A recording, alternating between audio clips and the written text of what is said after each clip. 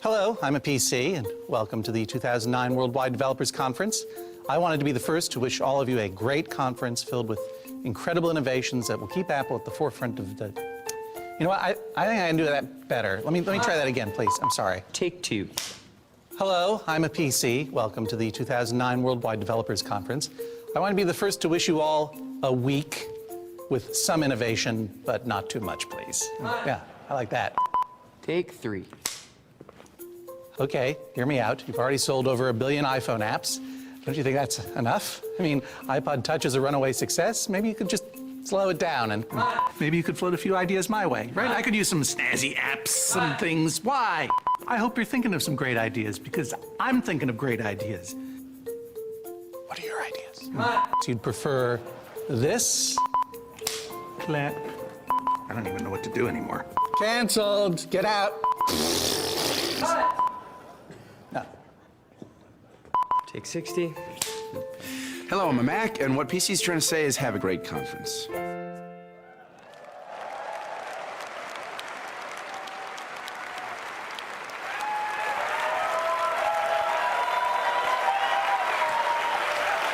Thank you.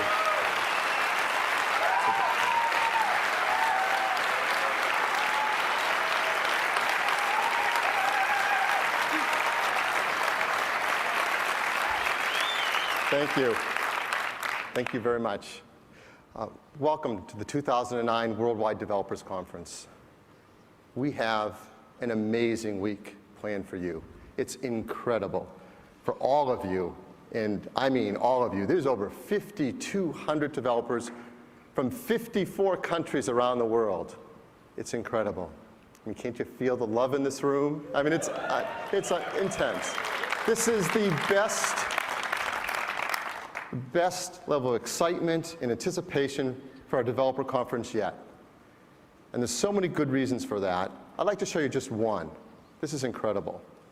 This is a chart of OS X users in the first 5 full years of Mac OS X, from 2002 to 2007. Great, steady growth, adoption of Mac OS X. This is in shipments. This is actual active users, up to 25 million. But something incredible has happened over the last 2 years. To show you that, I need to change the scale of the graph a bit. Keynote, magic move. And this is what's happened with iPhone and iPod Touch. We've tripled the number of active users of OS X across these products. We've tripled install base of customers to run all your amazing applications. It's just astounding. No wonder everyone's trying to race behind us and follow in our footsteps. No wonder there's so much excitement around what's happening. So in this keynote, we'd like to tell you about some of the things we're doing on the Mac and the iPhone and iPod Touch to continue this amazing market growth, to continue to create products that our customers just love to use, to continue to give you technologies so that you can build the world's coolest applications with them. To help me do that, today I'll be asking Bertrand Serlet, our Senior Vice President of OS X Software, to join me. And also Scott Forstall, our Senior Vice President of iPhone Software. Now I get to begin with a section on the Mac. And I'm really happy to do that because the Mac products are the best they've ever been at Apple. We make incredible products, and increasingly the majority of our customers, when they buy a new Mac, they choose one of our notebooks. We make these amazing new notebooks. And we're in love with the way they've come out lately with this new design we've come up with. It actually started a 1.5 years ago with the MacBook Air, where we created a technology we call the Precision Aluminum Unibody Enclosure. Unibody for short. And it lets us create a notebook that's sturdier, made of amazingly beautiful materials, packed with features, and best of all, insanely thin and light. We like this design so much that we took it across other products, the 13-inch MacBook, the 15-inch MacBook Pro, the 17-inch MacBook Pro just earlier this year. And all have done extremely well, and customers couldn't be happier with them. And even though we have a huge lead over anyone else in the notebook business, making incredible, gorgeous designs, we don't want to stop. We want to continue to extend that lead. So I'm really happy to show you first today a brand new version of the 15-inch MacBook Pro. Now, it's built on this unibody architecture that allows us to pack more things into a thin design than anyone else does. So built in is a revolutionary lithium polymer battery. We started this earlier in the year with the 17-inch MacBook Pro. This battery gives an amazing up to 7 hours of battery life. That's 2 hours longer than before, 40% greater battery life. And we do it in a more environmentally friendly way. The majority of notebook batteries in the market today get about 300 full recharge cycles before they start to have diminished ability to retain a charge. These new lithium polymer batteries of ours are over 3 times longer, over 1,000 recharge cycles. Yeah.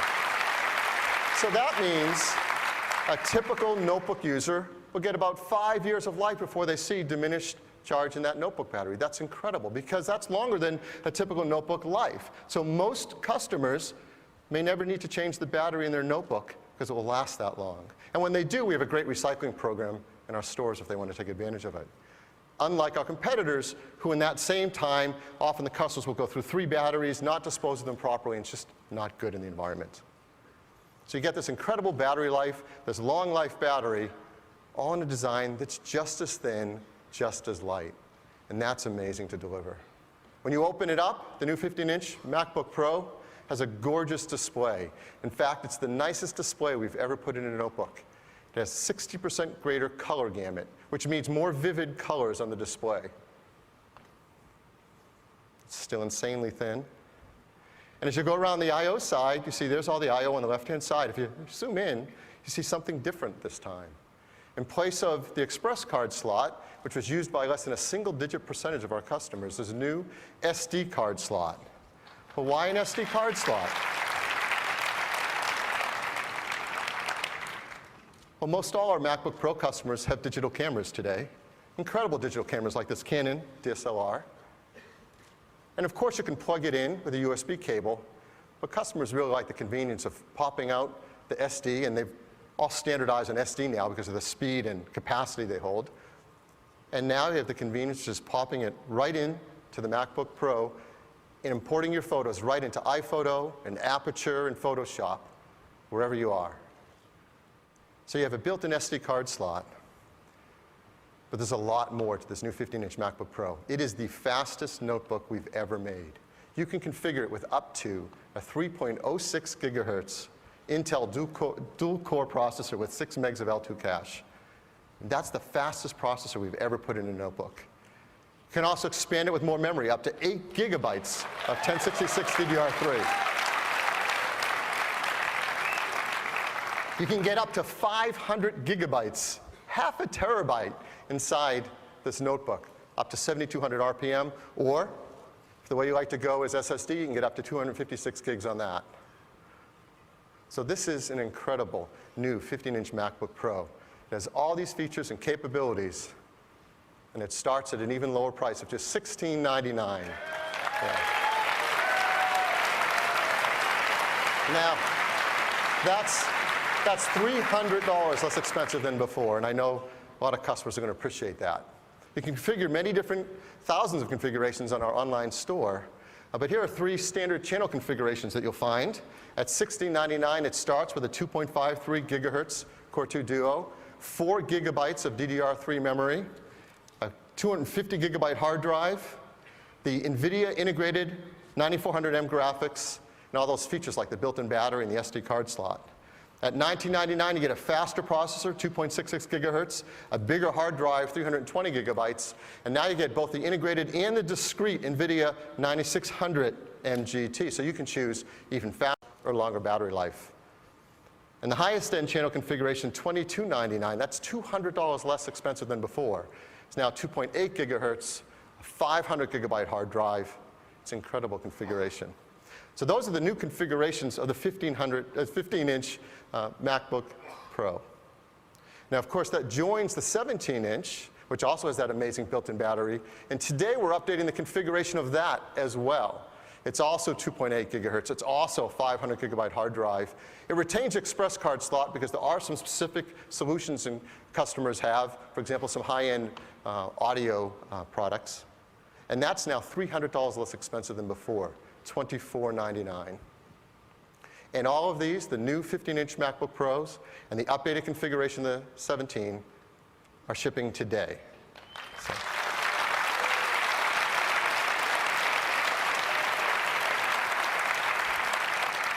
So the MacBook Pro is an amazing notebook computer. We make another unibody computer as well, a 13-inch aluminum design. And today we're going to update that too. The new 13-inch notebook has the same revolutionary built-in battery, and this is incredible. In a notebook this small and this thin and light, it also gets up to 7 hours of battery life. Again, 2 hours more than before, 40% more battery life, and yet it stays just as thin and just as light. And also, this 13-inch notebook gets that same incredible new high vivid color, 60% greater gamut display. And if you look on the I/O on the side of it, there's that SD card slot as well. Now, this did not have an express card slot, so we really challenged the engineering team to make room to fit in that SD card slot, and they did it. Now, you're looking at this and you're saying, wow, it's got a lot of the cool features of the 15-inch MacBook Pro. At what point isn't this just a MacBook Pro? So we challenged the engineering team, let's go further. What other things can we add to just make it a MacBook Pro? So this new 13-inch notebook also can expand up to 8 gigabytes of memory. This new little 13-inch notebook can also have up to 500 gigabytes of storage, a 256 gig of SSD inside. And then a feature that I know many of our customers love about a MacBook Pro is the built-in LED backlit keyboard is now standard in it as well. A lot of great features. Let's go back to that I/O. If you look a little further down past that SD slot, you're going to see something else we've put in there as well. Yeah.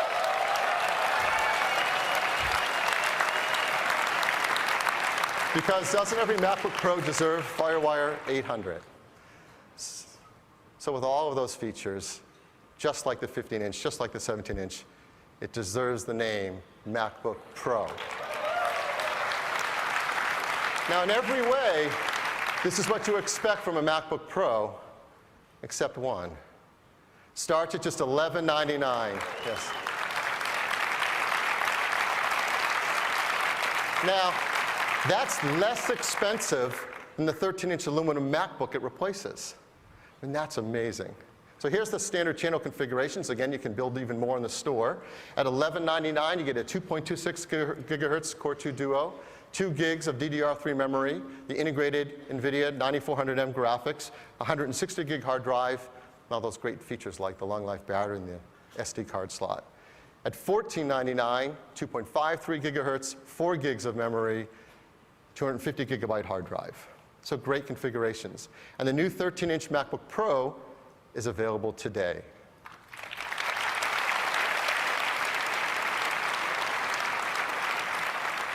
So that's a 13-inch. That really completes the MacBook Pro family. 13, 15, and 17-inch. New features, all amazing battery life, all backlit keyboards, the ability to expand. And they start at just $11.99, $16.99, and $24.99. Phenomenal pricing. It's the most affordable lineup we've ever had. Now, if you know some of the other things we've been up to lately, you know that just a week and a half ago, we updated the configuration of the white plastic 13-inch MacBook. So that has a slightly faster processor and bigger hard drive. So to complete the picture, we're also going to update the MacBook Air today as well, with some more aggressive configurations and pricing. Now, a 1.8 gigahertz, that's a faster processor for just $14.99. That's $300 less expensive than before.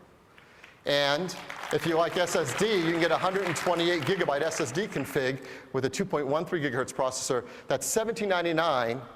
And if you looked where we were just before this keynote started, that's $700 less expensive than the previous configuration. So these notebooks, and they already were so far ahead of the competition in so many ways, and they just leap even further ahead now. And one of the areas they're far ahead, and we're really proud of this, is being environmentally friendly as well. All of these notebooks, and no one else can say this, every MacBook Pro, every MacBook Air meets the stringent EPEAT Gold standard. That's really important for environmentally friendly design. And every one of them meets Energy Star version 5. That's the new version coming out this summer, and they already all meet that. And because of that, we're really proud to say this is the world's greenest lineup of notebooks. So great notebooks. Thank you. Amazing hardware, products that our customers really are going to love and appreciate. And what does it deserve? Great hardware deserves great software. I think this audience knows that better than anyone. Great software. So to tell you what's going on with Mac OS X, I'd like to invite up Bertrand Serlet.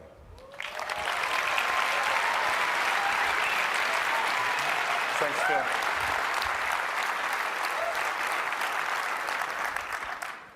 Good morning. Over the years, the feature set of Mac OS X has grown to an incredible portfolio.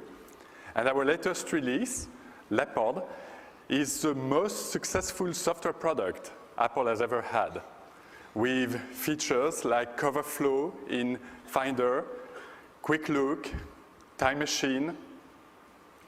Our users really love it, and so does the press. It's by far the best operating system written for the vast majority of consumers. What a sharp contrast with what's been happening up north.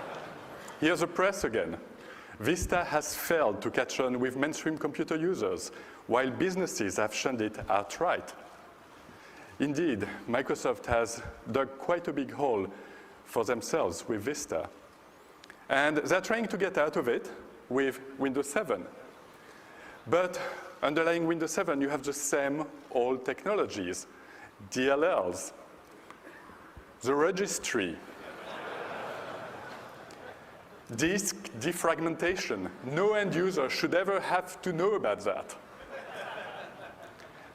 The user account control, that's the security subsystem that prevents your PC from being infested at the cost of tons of alerts.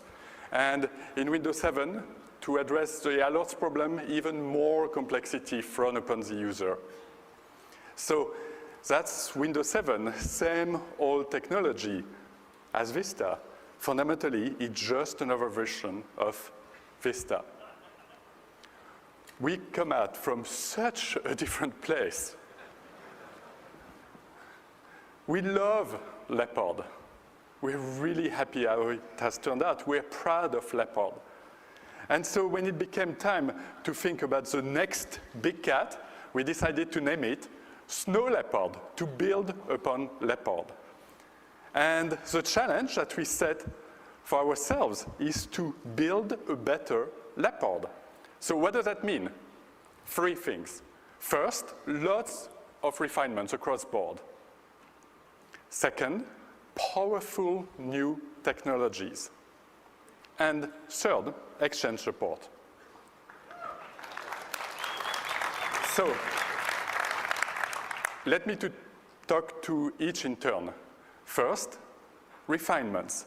You know, Mac OS X is made up of a lot of projects, over 1,000 projects.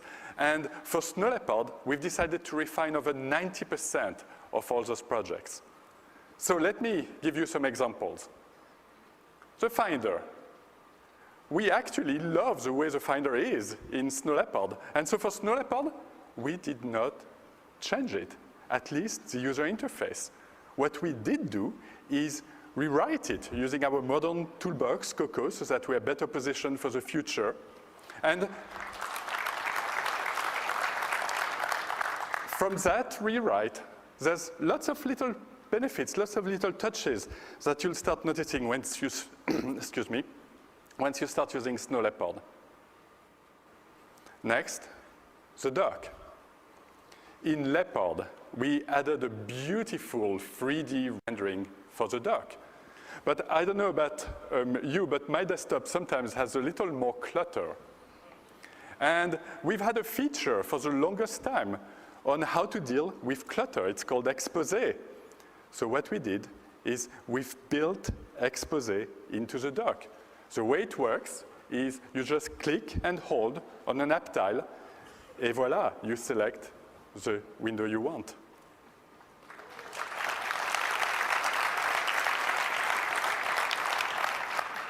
Next, installation. That's probably your first contact with Snow Leopard, and we've made it even faster, up to 45% faster. But maybe more importantly, after you install Snow Leopard, you actually recover some disk space. Over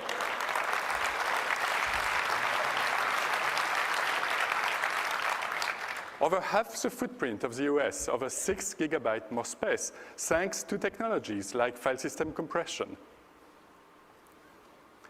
Preview. Preview is, of course, our favorite way to view images and PDF files, and we've made common operations faster.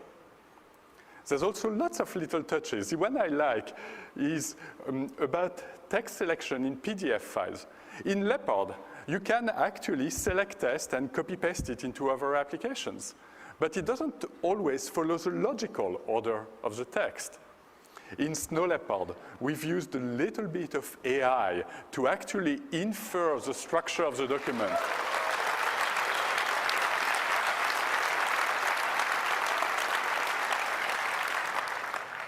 Next, Chinese input methods. It can be cumbersome to enter a character, a Chinese character, with a keyboard. But you've got a trackpad. Why not use it? This is exactly what we did with Snow Leopard. You can draw with your finger. And the computer picks the most appropriate character, even predicts the next character to come. Next, mail. Everyone uses mail. We've made it even faster, and quite a bit faster for common operations, as you can see. Next, Safari. We've been working on a new version of Safari called Safari 4, with features like top sites. It's been in beta for a couple of months, and I'm very proud to announce that today we are shipping Safari 4 for Leopard, Tiger, and Windows.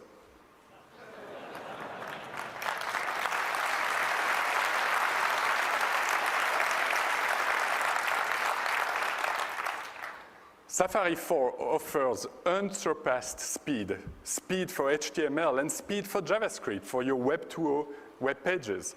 This chart here shows the standard SunSpider JavaScript benchmark, and the scale is multiples of IE8 speed. It's also very, very standard. In fact, the gold standard for the ultimate test for standardness is the acid-free test, and it passes 100%.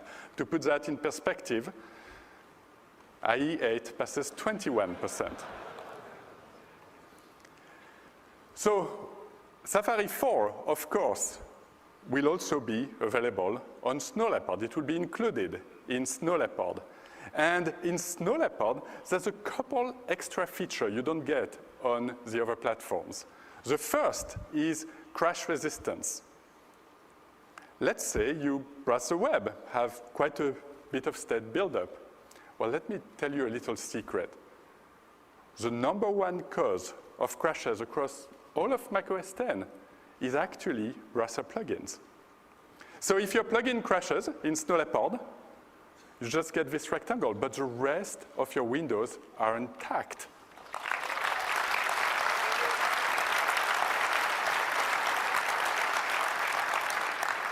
All you need to do is reload that page, and that's it. You haven't missed a beat in your browsing.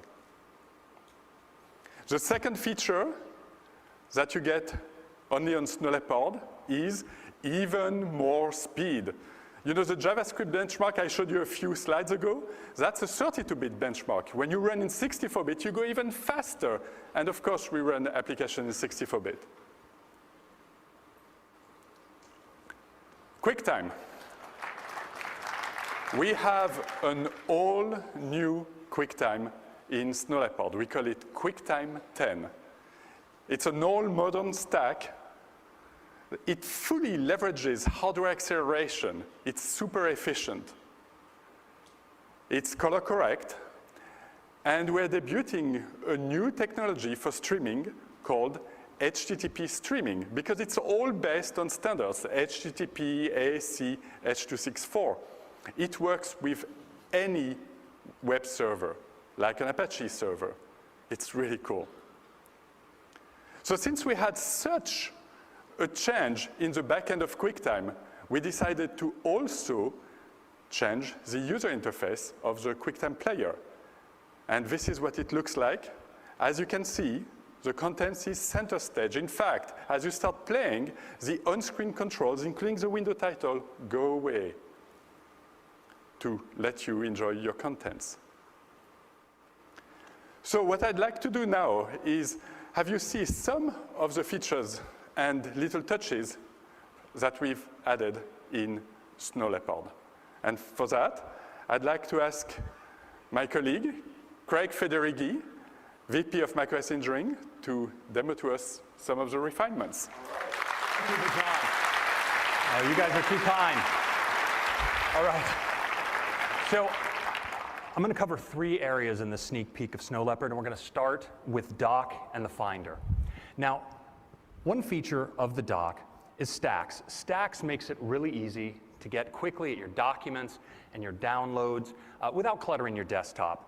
And in Snow Leopard, Stacks handle large contents better than ever. I can now scroll through a large stack, and if I have subfolders like this vacation folder, I can just drill right in without leaving Stacks. Yeah, pretty nice. Now, I could open this document right here, but I want to jump into the Finder to show you a couple nice touches there. So here we are in icon view. Looks pretty familiar, but if you look in the lower right, you'll see that we have a magnification control. I can now magnify my thumbnails, and this is a live preview, so I can actually step through this page PDF right on its icon. I can even play a movie right in its thumbnail, and I can magnify, of course, while it's playing. Really, really cool. Oh, yeah. But you know, my favorite new feature in the dock is Dock Expose. And to demonstrate, I want to recreate a little bit what my desktop can tend to look like after a long day. Lots of Mail Compose windows, lots of Safari windows, lots of images open in preview, and so forth. Now, fortunately, the Mac has long had a fabulous solution for this problem in the area of Expose. So I can activate Expose and step back and see all my windows across all my open applications. But you know, I usually know what application has the window I'm looking for, and now with Dock Expose, getting at it couldn't be more natural. So let's say I want to get at a window inside a preview. I just click and hold, and there are my preview windows. I want to see in Safari, click and hold, and I'm there. Mail, same thing.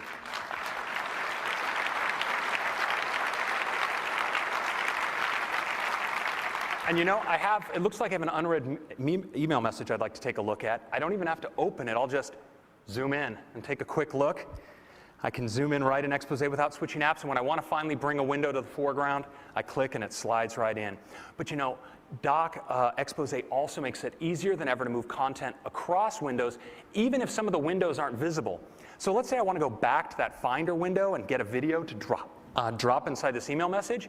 I can just Dock Expose into the Finder, find the image I'm looking for, drag it over to Mail. Mail springs into Expose. I select the window I'm looking for and drop it right in. Yeah. This really smooths out some of your Mac workflows. Very nice.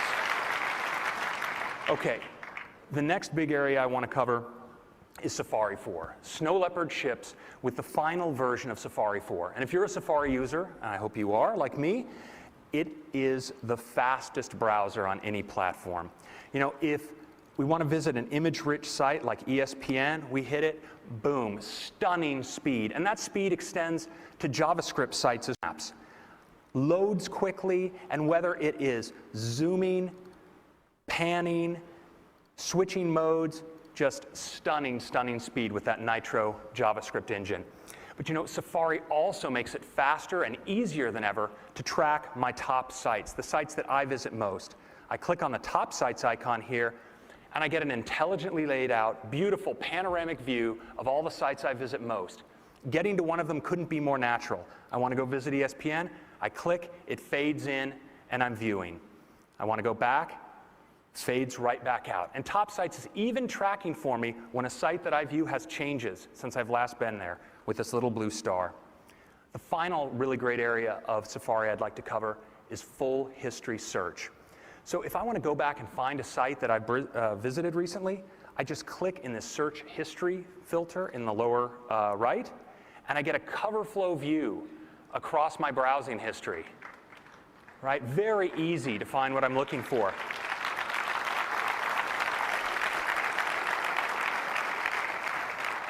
But not just that, I have full spotlight search of this content, and not just of the URLs or of the window titles, but of the text in the pages. So I type Maui, not K-Maui, let's type Maui, and I get all the pages that I've been visiting to plan my Maui vacation. Find the one I want, click, and I'm browsing.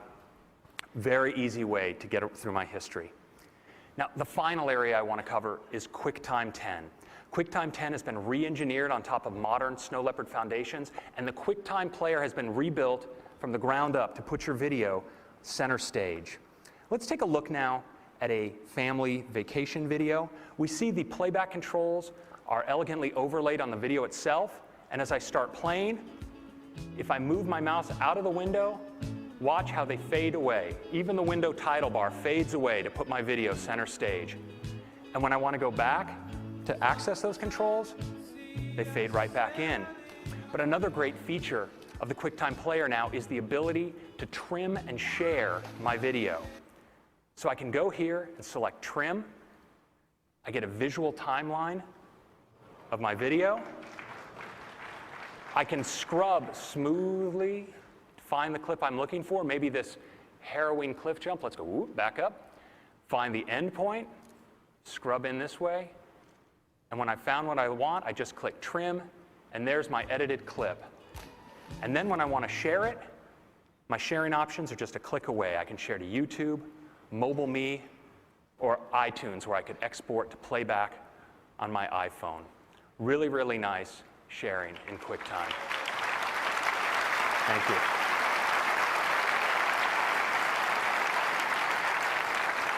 So those are just a few of the many, many touches to Snow Leopard, and I'll be back shortly. Thank you. Thanks, Craig.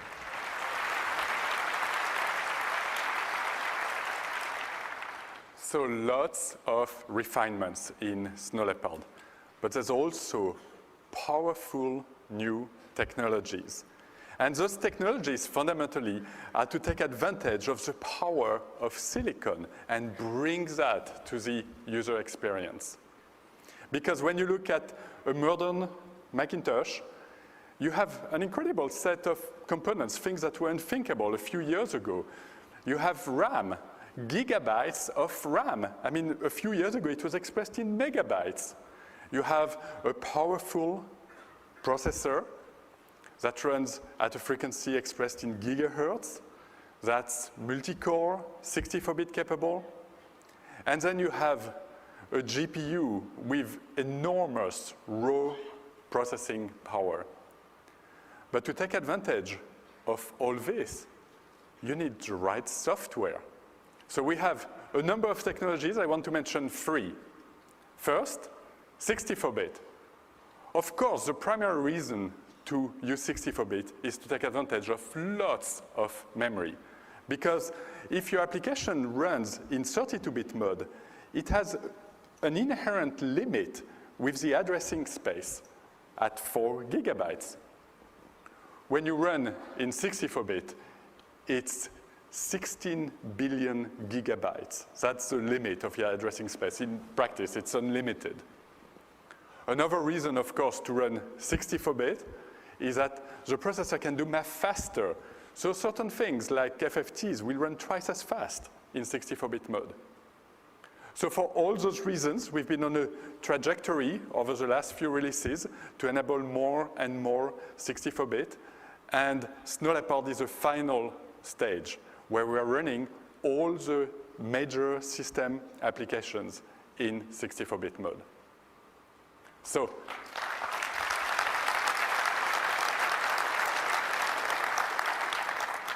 that's 64-bit. Now let's talk about multi-core.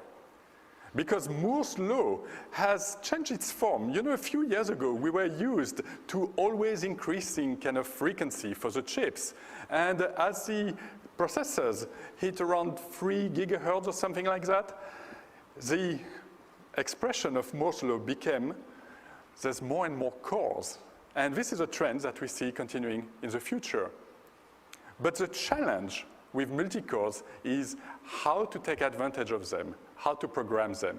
And the standard answer is threads, multi-threaded programming. But it's really, really hard. And it's also fairly inefficient because you never have quite the right granularity. So we have a solution for this, a new methodology that we called Grand Central Dispatch. It's built-in support for multi-core across all of Snow Leopard. It's very, very comprehensive. All the way from a language extension, low-level libraries that are super efficient, high-level libraries to make it really easy to program, integration with all the system APIs, and tools to tune your program. So just to give you a taste of what it feels to use GCD, let's look at threads in Leopard for, say, the mail application. When mail is busy, it has a certain number of threads. And when it's idle, it actually keeps pretty much all those threads. In Snow Leopard, when mail is busy, it actually uses more threads to take advantage of the multi-cores. But when mail is idle in Snow Leopard, all those threads go away, giving back resources to the system. And when you reapply that pattern for every major application, you get a big win in performance and responsiveness. So that's GCD for multi-core. Next, let's talk graphics. You know, the amount of power that you have in cards nowadays is incredible. We're talking of over 1 teraflop in raw power. That's 1 trillion operations per second.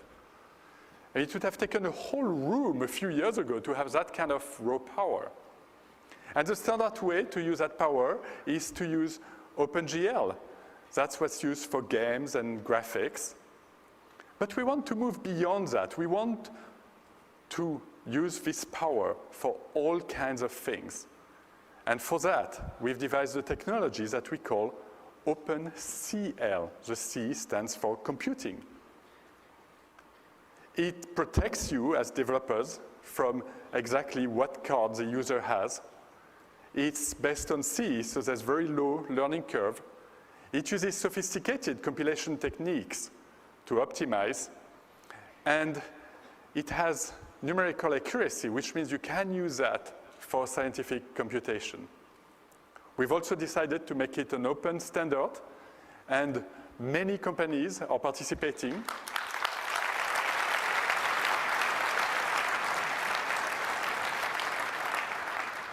In fact, all the top manufacturers of graphics chip are in. So that's OpenCL. So just 3 of the technologies we have in Snow Leopard, they are really important because they give us a lot of power in the platform. And this power is power for us to innovate in the OS. And it's power for you, for your applications, to gain a competitive edge. So the next area I wanted to cover is fitting in businesses. You know, many people nowadays have a Mac at home that they want to take to work. And it works great because we have Microsoft Office. That's, of course, the de facto standard. We integrate really well with IT services. We have Unix. And we can run Windows applications via Boot Camp, Parallels, or VMware. What's missing is Exchange. So we've decided to build Exchange support into Snow Leopard into the main 3 communication applications, Mail, iCal, address book. It's really, really simple to set up, thanks to auto-discovery in the Exchange server. You just fill in your email address and your password, and that's it. You are set up in all 3 apps. So what I'd like now is to ask Craig to come back and demo us Exchange. All right. Well, let's see just how easy it is to take your Mac from home and hook it up to Exchange inside your company. So to start, I'm going to open up Mail. And you'll see I have my personal mail accounts already set up, MobileMe and Yahoo Mail. But now I want to connect to Exchange. So I'm going to go to Add Account. And Mail's actually already defaulted my address from my address book, for my Exchange address. I'm going to type in my Exchange password. And just like that, Mail has auto-discovered my company's Exchange servers. I click Create, and I'm integrated with Exchange. I have all my Exchange emails, just like that. I have my Exchange folders already set up. I have my Exchange to-dos and my Exchange notes immediately. But I also have access to all the macOS 10 technologies in Mail, even on my Exchange email. So Spotlight, for instance, I want to do a search for a sales presentation, instantly searching the Exchange data. And you notice there's an attachment here. It's a Microsoft Office PowerPoint. I get Quick Look to preview that live within Mail, whether or not I have Microsoft Office installed. And you know,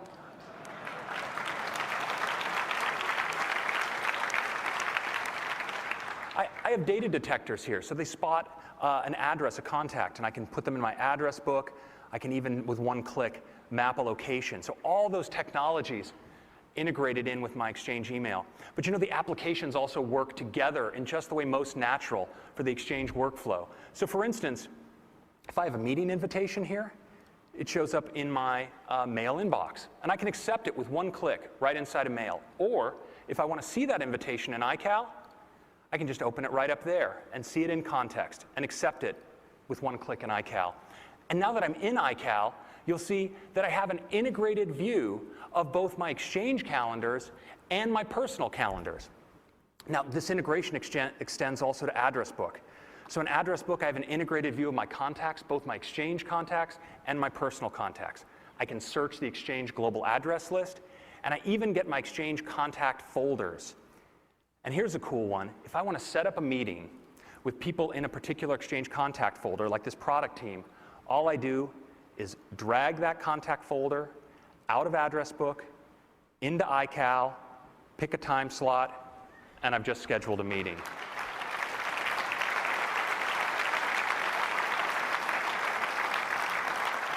Okay, and finally, one of the most requested features for integration between iCal and Exchange is the ability to schedule those meetings, taking advantage of availability information for people and rooms. And Snow Leopard delivers. So if I go into this location field and type building, for instance, you see it's searching the address, or searching the global address list, finds me the briefing room. And when I look for available meeting times, I click here. I see the conflict that exists for this invitation, but that's not a problem because I just ask iCal to find me the next available time, and it reschedules the meeting for me, just like that. So I hope you can see that when you move your Mac from home to the office, we've delivered Exchange integration just the way a Mac user would expect. Thank you very much.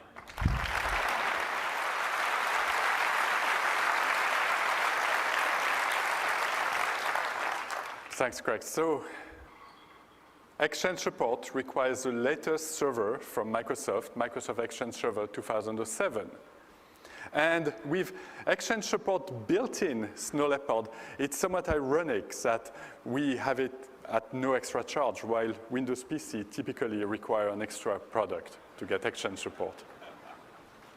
So that's Exchange, and this is kind of a little tour of the various areas of focus in Snow Leopard. Lots of refinements, powerful new technologies for all of us to innovate, and Exchange support to fit perfectly in businesses. So that's Snow Leopard, and Snow Leopard will be available for all Intel Macintoshes, past and present. So how should we price Snow Leopard? We've priced Leopard at $129. And we want all Leopard users to upgrade to Snow Leopard because Snow Leopard is a better Leopard. And so we are pricing Snow Leopard at the incredible price of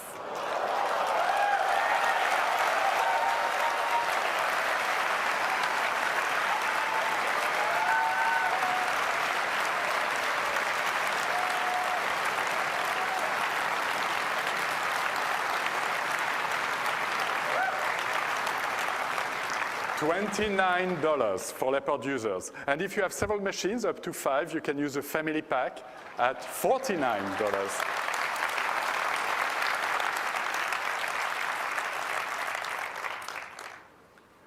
Snow Leopard will be available this September. And today, we are making available a near final version of Snow Leopard, a developer preview, so that you can make sure that your application runs great on top of Snow Leopard. So that concludes the update on the OS, and in fact on the Mac. Now I'd like to turn to Scott for the iPhone. Thank you, Tom.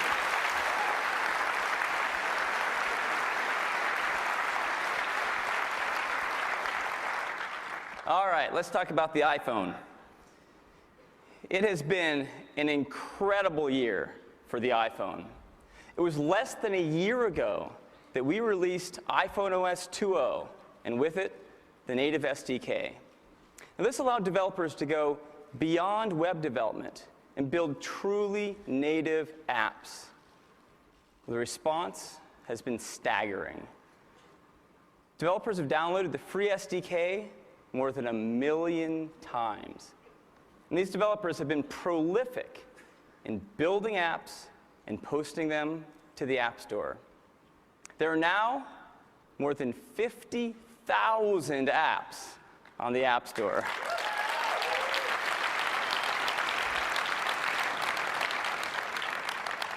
Now, we've been working really hard, too, to build a huge and growing user base to run your apps. Apps from the App Store run on all iPhones and iPod Touches. And we have already sold more than 40 million iPhones plus iPod Touches.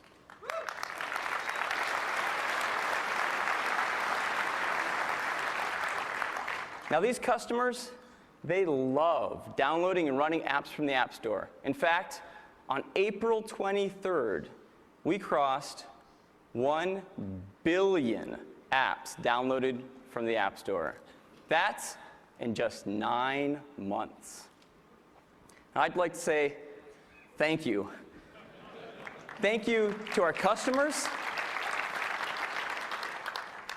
and especially thank you to the developers who've been working so hard to build these great apps for all of our customers. You know, we've heard some amazing stories from our developers. And we put a little video together to share some of these stories. Let's go ahead and roll that now.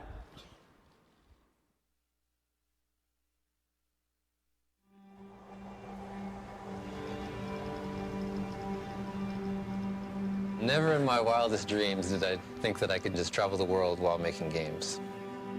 After DizzyView was launched, we could finally make that happen. For us, that's really what it's all about, creating great experiences for the fans. Man, if I could see the fetal heart tracing on a mobile device, there's not a doc in the world that wouldn't want to be able to do that. When I was a practicing physician, I had a direct impact on patients' lives. Now, through our application, our sphere of influence has dramatically grown. When the SDK was released, we said, yes, it's possible now to create. Yes, it's possible now to create the games we've been dreaming about. It's always been my dream to travel around and make my own games. And we took a stab at it, and it was pretty hard to get your game published. But when the iPhone SDK was announced, that was when I knew the opportunity was right, and it was really going to be something special. We finally made a game that we were really happy with, and we submitted it. About 1 in the morning, we looked and we saw Dizzy View available. We just exploded. We were so excited. Finally got a game published. A female physician is sitting at her departmental meeting. She has Airship running right beside her, and she starts to notice some changes that worry her, so she quietly grabs her keys and leaves. By the time the nurses first recognize this and say, uh-oh, we may have a problem, and they call her, and she says, hey, I'm in the hospital. I'll be right there.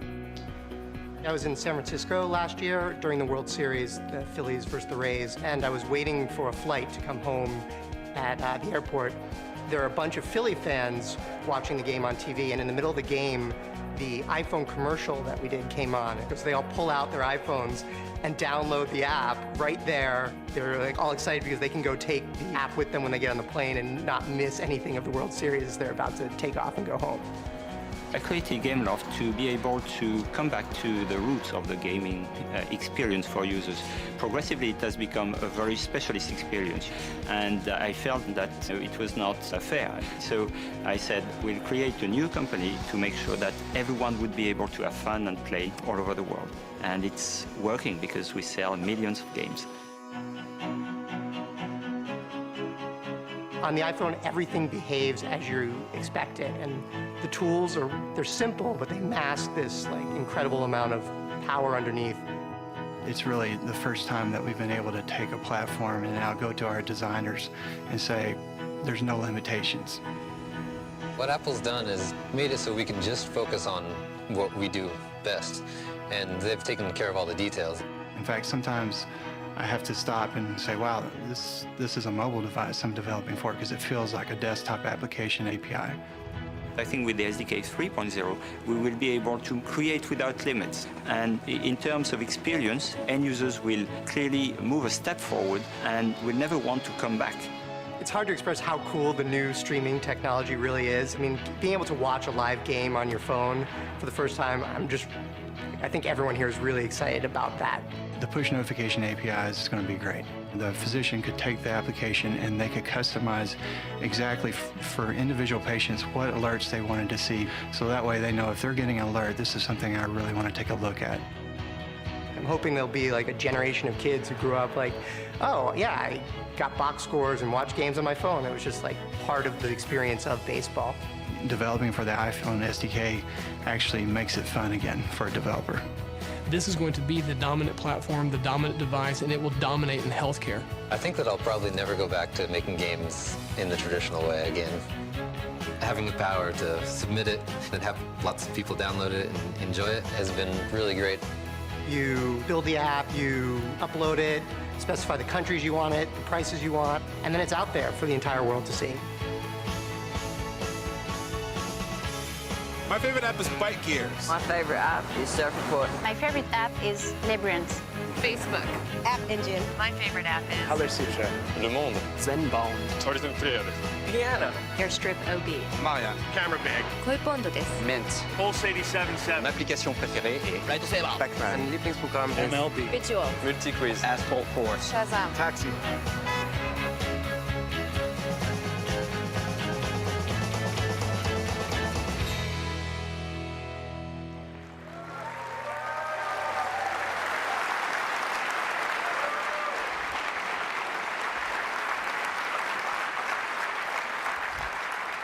It really has been an amazing year, and we owe it to our developers, so thank you.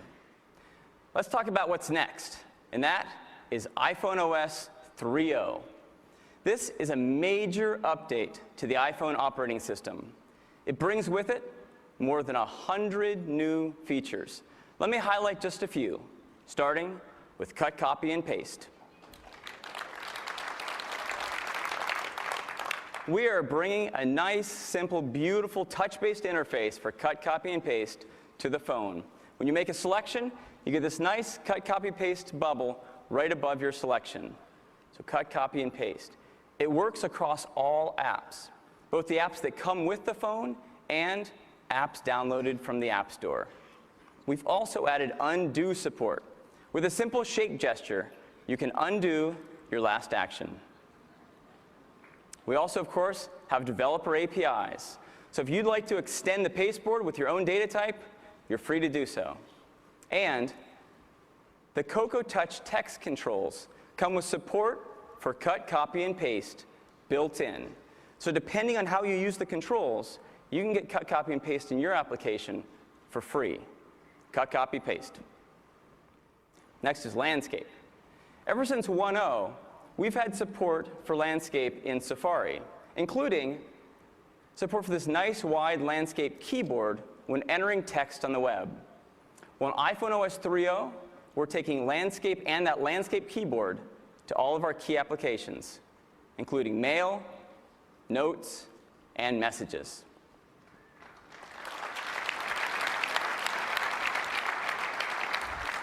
Now, speaking of messages, the big news here is MMS. This allows you to send and receive photos, contacts, audio files, and locations all in real time over the cell network.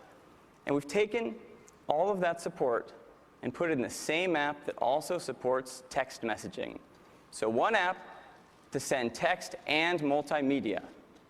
Now, MMS requires carrier support as well.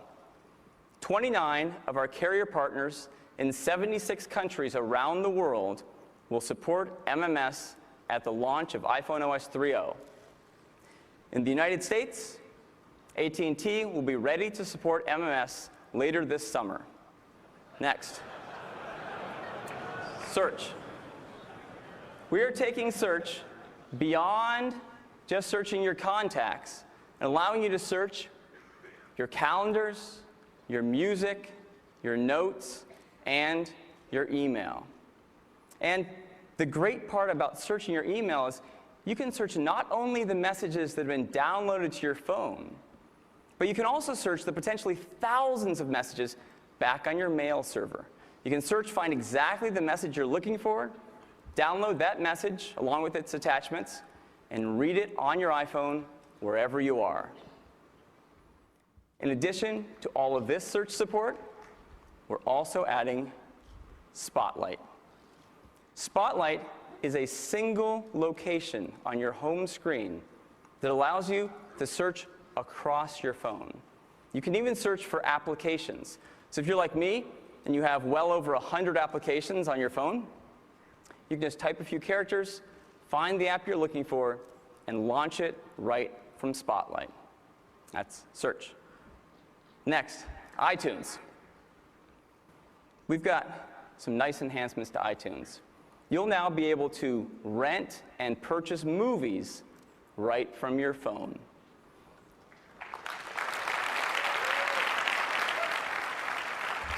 This is great if you're at an airport and you're about to get on a flight and you want to get a movie. You can rent or purchase it right there, wirelessly download it, and then watch it. You can also purchase TV shows, music videos, and audiobooks.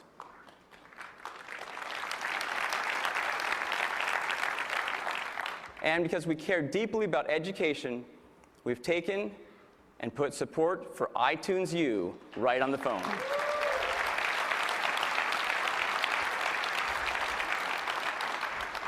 Next are some important additions to parental controls. In addition to the parental controls we already support for things like controlling access to Safari or YouTube, we've added control over a number of other items. Most importantly, fine-grained control for movies, TV shows, and apps from the App Store. That means that a parent can limit their child to only viewing, say, G and PG movies. Likewise, you can limit your child to only running apps from the App Store that are age-appropriate. Parental controls. Next.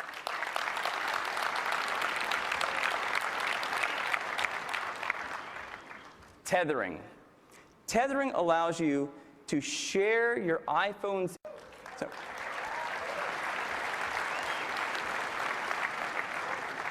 This means if you're somewhere with, say, your laptop and there's no Wi-Fi around, you can just share that internet connection that your phone already has right with your computer.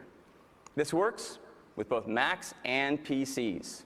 It works wired over USB with that same cable that came with your phone. And it also works wirelessly over Bluetooth with your phone just in your pocket. It is a seamless experience. Once you've turned on tethering on your phone, there's no need to run any application or tethering software on your computer. It is seamless.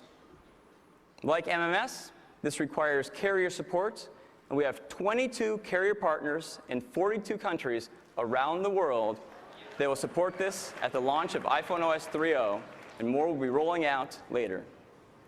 Next, Safari. We've got some great improvements to Safari, starting with performance. SunSpider is a standard JavaScript performance benchmark. And on iPhone OS 2.2.1, the last major update we had, on an iPhone 3G, we run this in 126 seconds. Now that is really fast. In fact, it's impressive just to complete this benchmark on a phone at all. Most phones cannot run the benchmark. Well, in iPhone OS 3.0, we run JavaScript almost 3 times faster.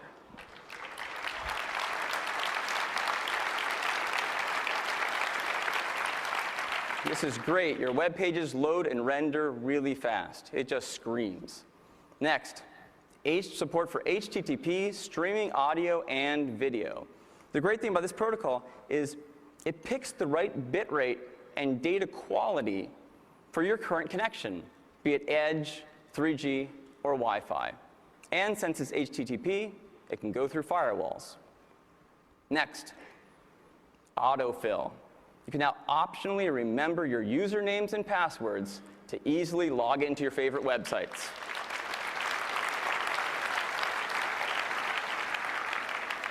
We also use the contact information that's already on your phone to quickly and easily fill out web forms. Autofill. So, great performance, HTTP streaming, autofill, and HTML5 support. We have been driving and tracking the HTML5 standard. We already support many elements of it, like the database APIs. And now we're adding support for some of the emerging standards, things like the audio and video tags. That's Safari. Languages. Now, we ship a single operating system around the world, localized into every language we support. That means that a multilingual customer running in English can just tap on this globe button and dynamically, in real time, switch to a different language. It's one of the advantages of our soft keyboard. Now, we're adding support for even more languages in iPhone OS 3.0, starting with some right-to-left languages, Hebrew and Arabic. We're also supporting Greek, Korean, and Thai. In fact, we now support more than 30 languages in iPhone OS 3.0.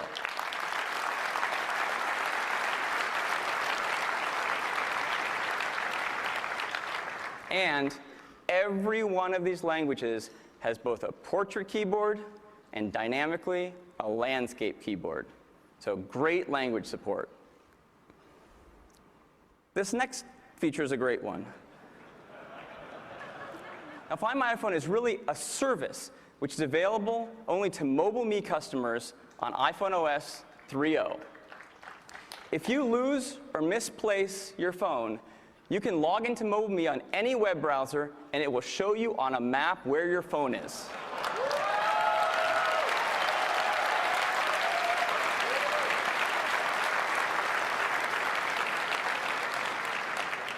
So it might show you that you left it at the restaurant from last night. Well, it's easy.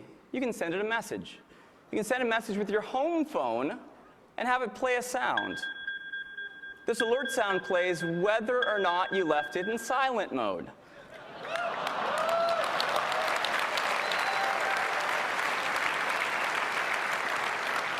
So here, the waiter can find it, call you at home, and tell you he has your phone. If you're like me and it shows you your phone's actually at your house, that alert sound still plays even if you have it in silent mode. You can walk around your house until you realize the kids hid it underneath the couch. Now, if your phone really is lost or stolen, you can send it a remote wipe command, which will delete all your data.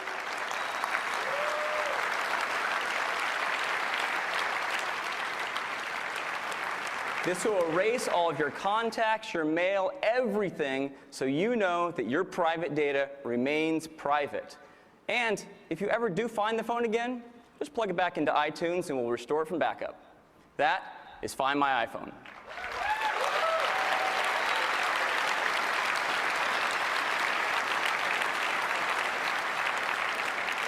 And again, these are only a few of the more than 100 new features that make up iPhone OS 3.0.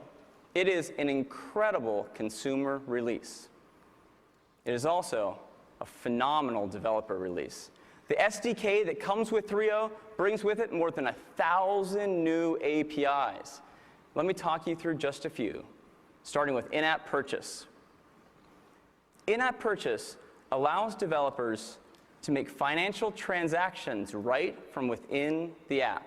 Now, this unlocks whole new categories of applications, things like magazine subscriptions, where you can renew that subscription right from within the app.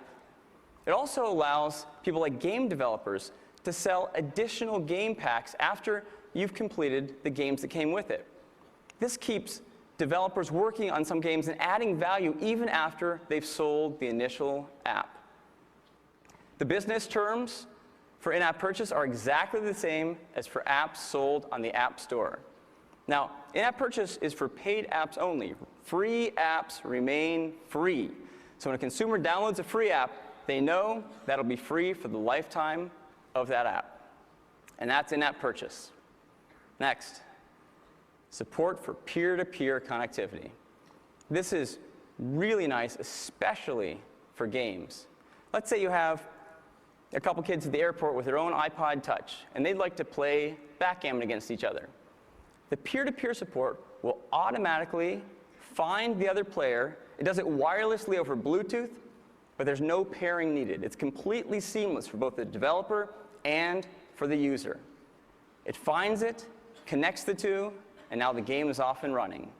So great support for peer-to-peer connectivity. It's nice for games. It's great for any application that wants to form a peer-to-peer connection between two devices. Peer-to-peer. Next is accessories. In iPhone OS 3.0, we are opening up for hardware accessory developers to build companion software applications that talk right to the accessory. For instance, back in March when we announced iPhone 3.0, LifeScan, a Johnson & Johnson company, announced that they're taking their one-touch blood glucose monitor and building a companion iPhone application. This application will monitor your blood glucose and even calculate how much insulin you need to take at your next meal based on the meal. This is incredible. It'll be fantastic for people living with diabetes. Well, these companion apps can talk to the hardware accessories over the dock connector or even wirelessly over Bluetooth. You can use the standard built-in protocols, or you can even create your own custom protocols to talk to your custom hardware. That's accessories. Next is maps. We have built a Cocoa Touch control to allow you to embed the Google Maps service, including satellite and hybrid, right in your application.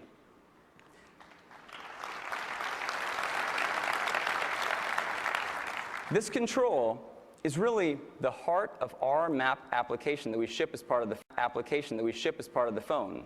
And that means you get everything you expect, like the ability to pan and zoom, to add custom annotations on top, to get your current location, to geocode, to reverse geocode. It's incredible. On top of this, we're allowing developers to build turn-by-turn direction applications using core location.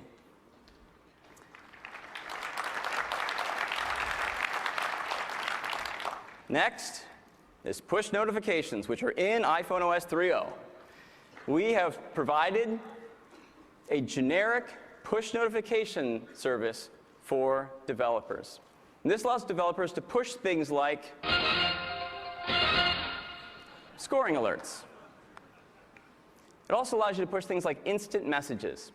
There are 3 types of notifications you can push: text alerts, like you see here, numerical badges for your home screen icon, and custom alert sounds, like you heard. And again, these are only a few of the more than 1,000 new APIs that make up the SDK in iPhone OS 3.0. It is an incredible SDK.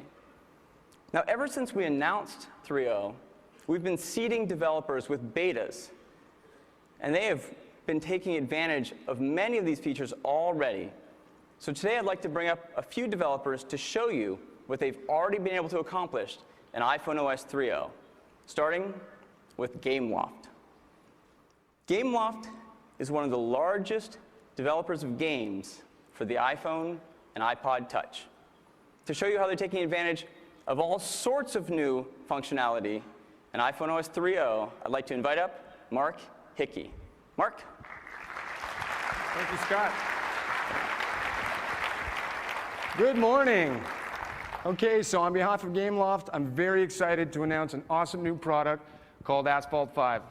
It's the latest installment in our highly acclaimed Asphalt racing franchise, and we think it's going to be the best 3D racing experience ever seen on a mobile device. In Asphalt 5, you race elite sports cars and motorcycles in 12 exotic locations around the world. The game's going to ship with 27 licensed cars, 4 motorcycles, and some of the models included are going to be Ferrari, Bugatti, BMW, Audi, and a whole bunch more. The car you see on the screen today is the Audi R8, mean machine. And we're going to take the R8 for a little spin through the mountains in Aspen, Colorado. Now, I don't know about you, but when I'm driving, I like to have my iPod music with me. So as soon as we get into the game, we're going to open up the car stereo, and here we see one of the great new features of iPhone SDK 3.0. With Media Player Access, now you can access your car stereo to control your music from your iPod. Just select from playlist, artist, or song, same as you do on your iPod. Select what you want to hear, and you're good to go. I've been driving all night, my hands wet on the wheel. There's a voice in my head that drives my heel. It's my baby calling, so I need you here. All right, pretty cool, right? Pretty sweet. You can, so once you got the race started and the music going, what else is going on? Well, let's talk about graphics. Since Asphalt 4, we've learned a lot of new tricks developing for the iPhone and the iPod Touch. And we're pushing the hardware further than ever before. Asphalt 5 features advanced lighting effects, high-resolution environments, super fast frame rates, and tight responsive controls. Now, all these things combine to deliver a console-quality gaming experience unlike anything we've ever been able to produce before. We even worked some shortcuts into the game. Now, on top of all this, what's really going to make Asphalt 5 shine are the additional 3.0 features we worked into the game. We're going to have peer-to-peer multiplayer over Bluetooth, worldwide online multiplayer over Wi-Fi, which will include in-game voice chat, and we'll even be selling content packs where you can download 1 new racetrack and 3 new cars for just 99 cents using in-app purchase. So keep an eye out for Asphalt 5. It'll be shipping later this summer. Thank you for your time. Thanks, Mark.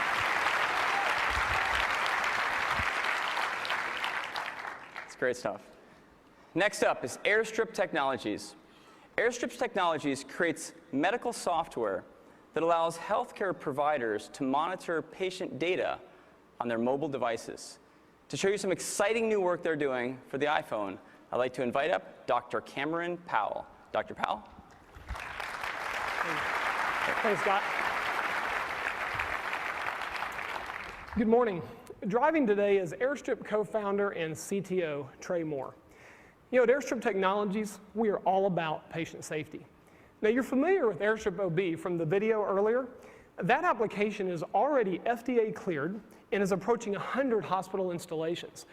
Now, the medical community is flocking to the iPhone. So this morning, we wanted to take advantage of the time and give you a sneak peek of our next application, Airstrip Critical Care, featuring some great new iPhone 3.0 SDK features. So let's start with push notification. So with push, I can pre-select those clinical parameters that I wish to be notified of when I'm on call. For example, we've just received an alert that a patient's recently ordered lab value has come back abnormal. Well, by acknowledging the alert, I can go directly to the test results screen where I can see that the patient's potassium level is too low. I can then navigate back to the patient summary screen to see more information about my patient. But you know, what if I'm away from the hospital and all I have is my iPhone and a cell phone connection? Well, now, with Airstrip Critical Care, I'm going to be able to virtually look into that patient's room. So even though I'm away from the hospital, thank you.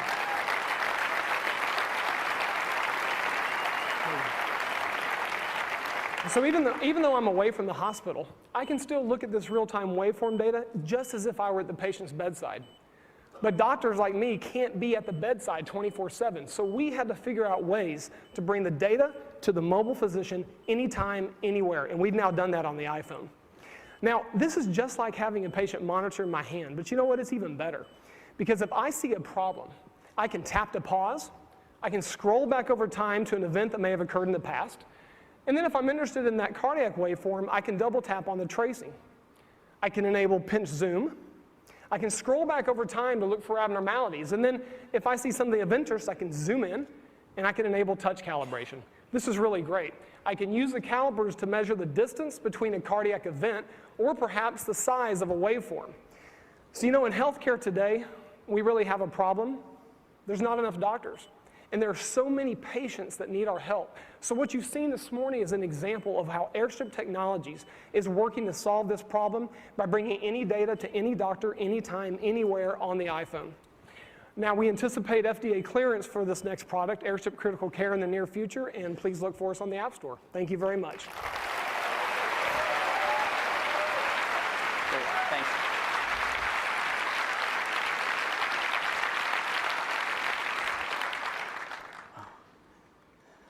Next up is scroll motion.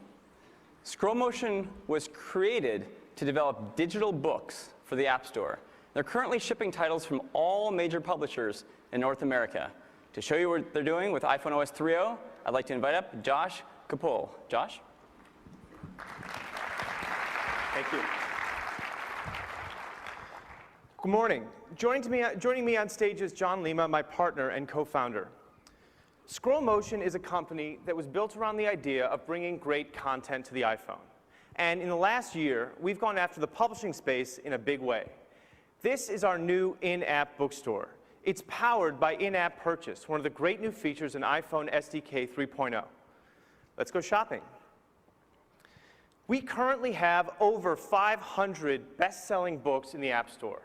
But we are proud to announce that we've made deals to bring 50 major magazines, over 170 daily newspapers, and over 1 million books to the App Store.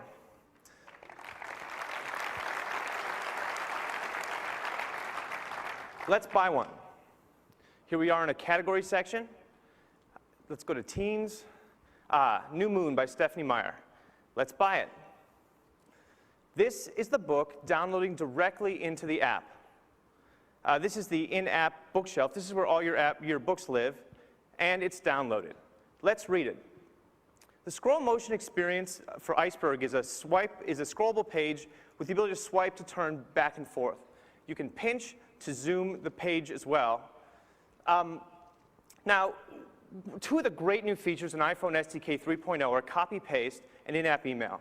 And we think that these are features that are going to really appeal to students. So let's imagine for a second that I'm writing a paper and I want to make a citation. All I have to do is copy and email, and the text is brought directly into the mail without ever leaving the app. Also present is all the relevant bibliographic information like author, title, page number, and even a link back to the App Store. Now, we are so excited about the educational space. And with that in mind, we're happy to announce that we've partnered with some of the largest textbook publishers in the world, including Houghton Mifflin Harcourt, McGraw-Hill, and Wiley, to bring textbooks to the App Store.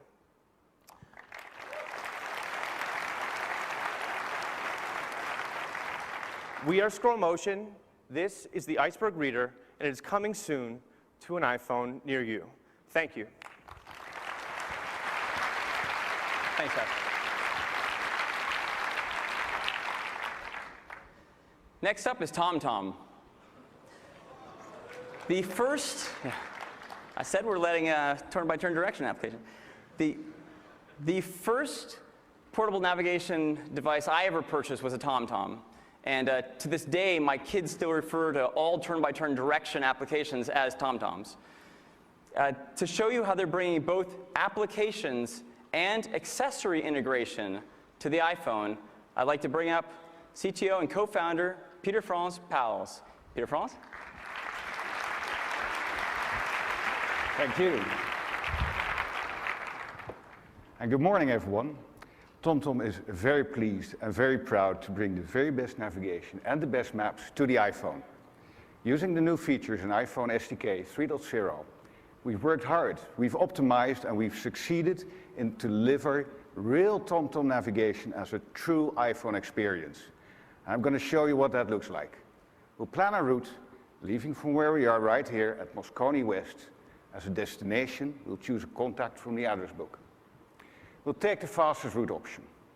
The route is now calculated using TomTom's unique IQ Routes technology, which uses our enhanced map data and advanced planning algorithms to give you the very best route at a particular time of day. Absolutely unique.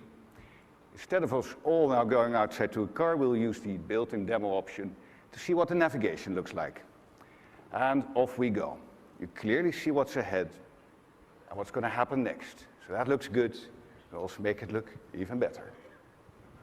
And of course, it will tell you where to go. After 300 yards, bear right, then keep left. So building on our wealth of experience in navigation, we've made sure that TomTom for iPhone is really easy to use in the car, but you wouldn't want to hold it right in your hand whilst driving. So, because navigation is all about safety, bear right, then keep left. Because navigation is all about safety, we've created an optional accessory, the TomTom Car Kit.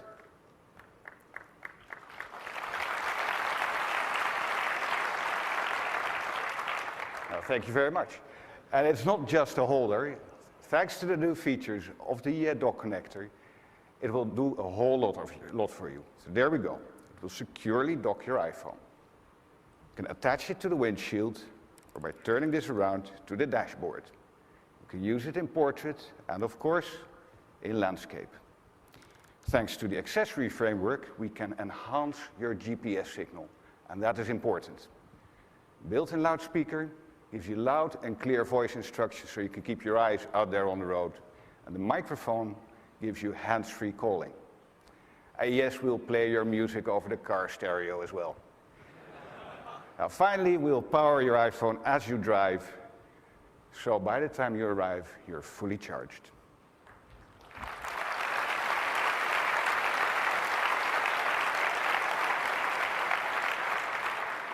The TomTom app and TomTom Car Kit will be available this summer. We'll release the app through the App Store with a range of national and international maps. TomTom Navigation and Maps, TomTom Car Kit, it's here, TomTom for iPhone. Thank you. Thanks a lot. Next up is NG Moco. Founded to develop games exclusively for the iPhone and iPod Touch, NG Moco has brought some of the most innovative games to the App Store, including Rolando, Topple, and WordFoo, and others. To show you their latest, I'd like to invite up CEO and co-founder Neil Young. Neil? Thanks, Scott. We created our company because we believed that the iPhone would revolutionize gaming, and it has been amazing to witness the explosion of apps, creativity, and new game makers coming into the market. For NG Moco, the iPhone has offered us the opportunity to build truly great games, and with OS 3.0, that's getting taken to the next level. Today, we'd like to show you our latest project, Star Defense, an incredible new game that we've been building in collaboration with Rough Cookie. And to show you the software today, I'd like to introduce the game's producer, Stephanie Morgan. Stephanie? Star Defense is an amazing tower defense strategy game that takes place across these breathtaking 3D planets and space stations. I can explore just by touching and moving my finger. I can pinch to zoom, double tap to go all the way in and out. Now, my job is to defend this planet against this crazy onslaught of alien invaders here, but luckily, I've got this awesome arsenal of powerful towers I can place anywhere. They can be upgraded, giving them greater range, rate of fire, and damage rate. Oh yeah, game on, Neil. When Star Defense launches, it'll come with a galaxy with 7 campaign planets and 1 challenge planet. But we didn't stop there. And today we want to give you a preview of some of our 3.0 features, and one feature in particular, expansions. So in addition to free updates, we'll be adding the ability to extend the game with major new content and feature packs that totally change up the gameplay. You can access them just by pressing the shop button right here on the main menu. Now there are 4 expansions here, but the one I want to show you guys is this last one because it is so huge. For just a few dollars more, you get an entirely new galaxy. That's like another 100 hours of gameplay, and bam, check that out. Whole new galaxy in my pocket. Now, in addition to expansions, we're also adding our Plus network that allows you to play against friends and followers with leaderboards, awards, and a great new 3.0 feature, push-to-play challenges, that allows you to play head-to-head over the internet, anytime, anywhere. So that's Star Defense, the latest game from NG Moco. The 3.0 features will be available around the launch of OS 3.0, but you won't have to wait until then to play the game, because Star Defense is launching today. It's available right now exclusively for the iPhone and the iPod Touch, and it's just $5.99. So go get it. We hope you love playing it, and thank you very much. Thank you.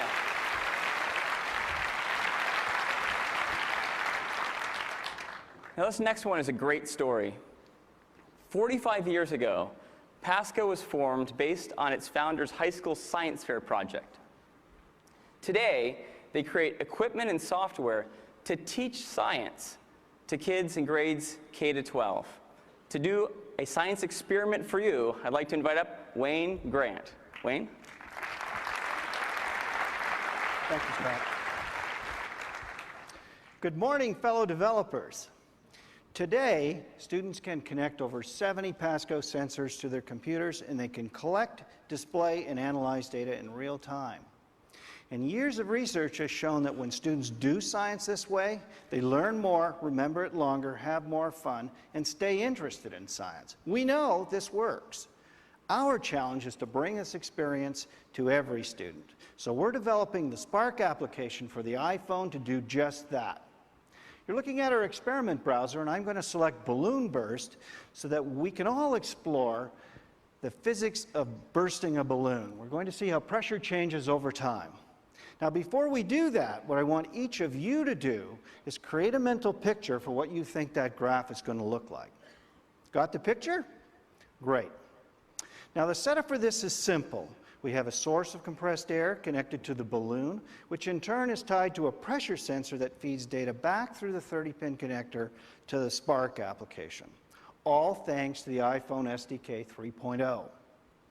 Now, we're ready to do the experiment, but I'm going to ask Apple's own Mr. Science, Scott Forstall, to perform the dreaded balloon hold. Now, you'll notice that Scott is perfectly attired to practice safe science. Are you ready, Scott? What? All right, let's start collecting data. Open the compressed air valve. Notice the rapid increase in pressure. Notice the rapid increase in pressure. Nothing's happening. Wow. The rapid increase in pressure is right here.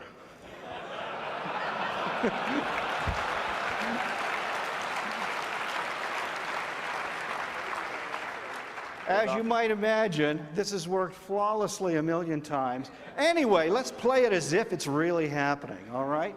The pressure increases dramatically as the balloon fills. But wait, it doesn't burst immediately. Instead, the pressure drops because the balloon expands. Now, sometimes these things happen, and we can show you that that flat line actually zooms quite well.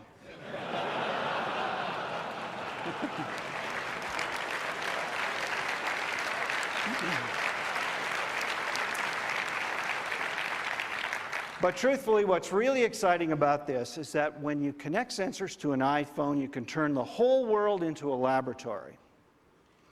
And kids can do science anytime, anywhere. We know this is an important time to get kids interested in science, and we're certain that the Spark application is going to do just that. Look for it in the App Store this fall, and check us out at pasco.com. Thank you very much.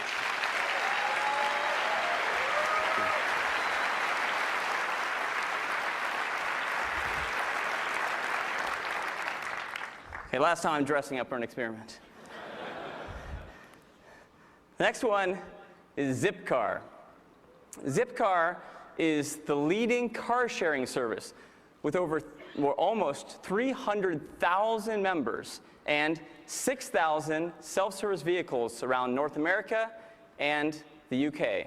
To show you how they're going to enhance their experience for Zipcar members with the iPhone, I'd like to bring up Luke Schneider. Luke?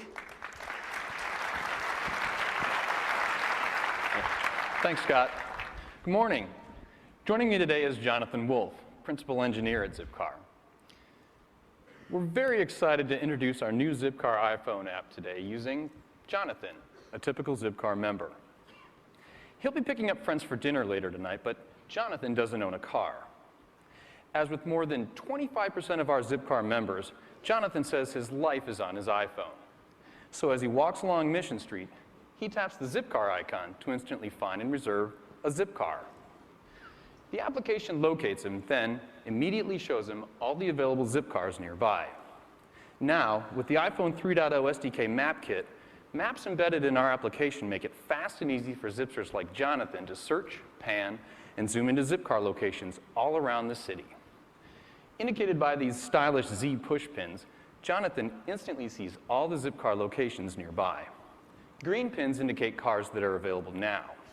When he taps on a pin, up pops the location name and the number of available Zipcars. With current location and geocoding, Zipcar members instantly see vehicles in any Zipcar cities, such as New York, Boston, Toronto, San Francisco, even London. Jonathan selects Beale Street, a location within walking distance, and browses through the list of available Zipcars. While a Prius is nice, he decides a Mini Cooper would be more fun for the group.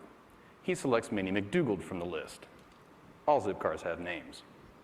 He learns everything he needs to know about Mini McDougald before reserving, what it will cost, how many will fit comfortably, even a few fun facts. And because he'll probably want to reserve this car again, he taps the heart button to be sure to tag it as a favorite.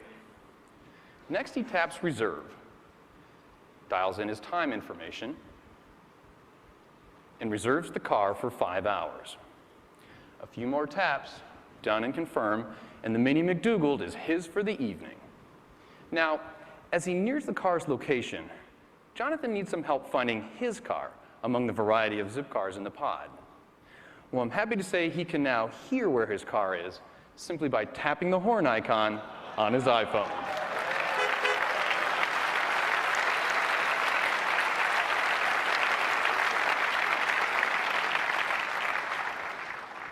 Now that he's located his car, Jonathan taps Unlock, and the car actually unlocks.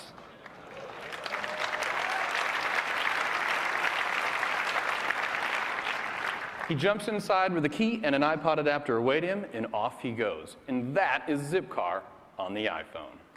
Thanks very much. Thanks, Luke.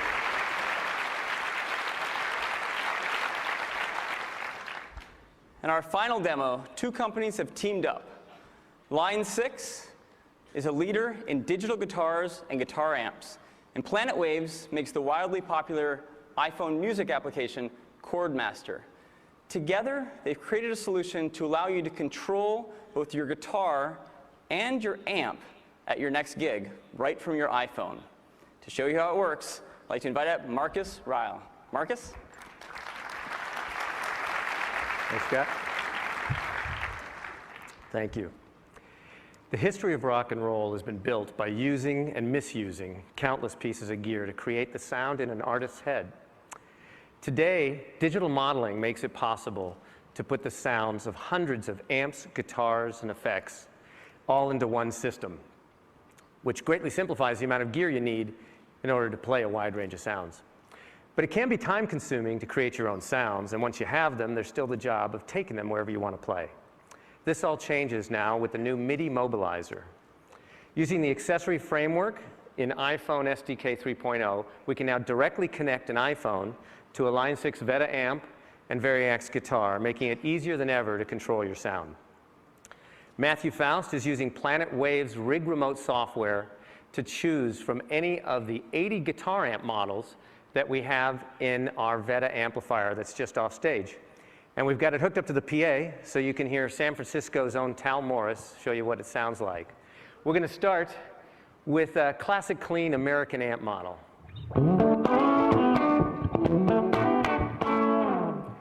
Now let's go for a more modern high gain model.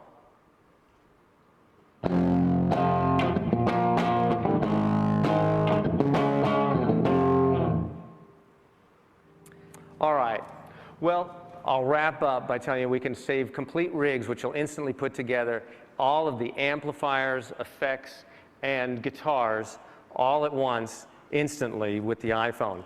What this means is that you could show up at a gig, load your tones into any Veta and Variax, and you're ready to play. So thanks to iPhone's accessory framework and its intuitive interface, finding the perfect tone has never been easier. Thank you.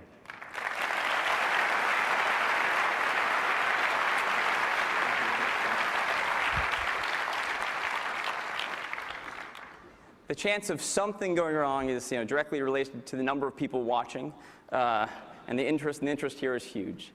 And all of the demos beforehand, it worked fantastically. And it is very cool how the phone literally can change your guitar and your amp to set it up. And they actually can remember whole settings for different songs. So when you're at a gig, you can hit one button, and everything is set for that song, for that gig. Next. So that is all part of iPhone OS 3.0. For us, our job is to make developers successful. And we think you're going to absolutely love iPhone OS 3.0. It will be free for all iPhone customers, both of the original iPhone and the current iPhone 3G. It will cost $9.95 for iPod Touch customers, both of the first generation and the current second generation iPod Touch. iPhone OS 3.0. It will be available worldwide June 17th.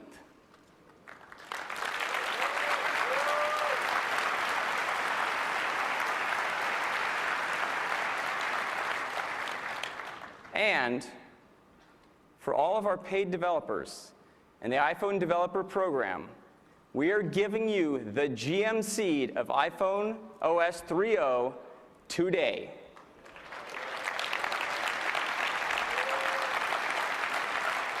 You can go and download it today. There are 2 calls of action for you. Number 1, you need to go to iTunes Connect and assign a parental control age rating for your applications. And second, download iPhone OS 3.0 and test your applications against it if you haven't already been doing so with the betas. Make sure that your apps are compatible with 3.0. If not, quickly submit an update of your application. And that is iPhone OS 3.0. We are so excited about it. It is a fantastic release both for consumers and for developers. We can't wait for you to get your hands on it. Thank you very much.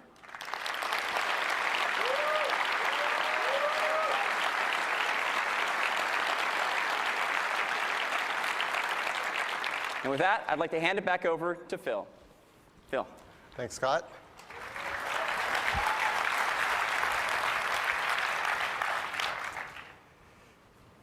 To call the iPhone 3G a hit, I think would be the understatement of the year. Some people have called it the phone that has changed phones forever. And it's truly an amazing thing.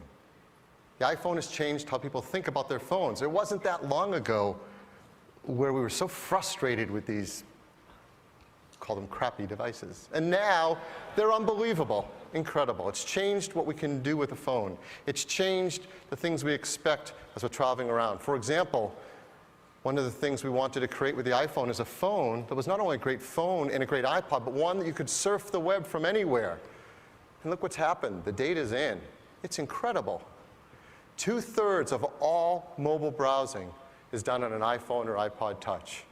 That's amazing. It's also changed the things people want to do with their phone and those amazing applications that you all make. We now, in just a short while, expect this and are so excited by all the things they can do. And it's really been great in the iPhone and the App Store. I can't help but draw an example of how it's been going. Scott told you 50,000 applications on the App Store. These numbers are from this weekend. We looked up on the stores. The Android store is approaching 5,000 apps. Nokia has their OV store, and not all the apps run on all the phones. It's really complicated, so we took a lot of the phones and added them together to make a bigger number. BlackBerry broke 1,000, and somebody else, not quite, I can't read it, it's small.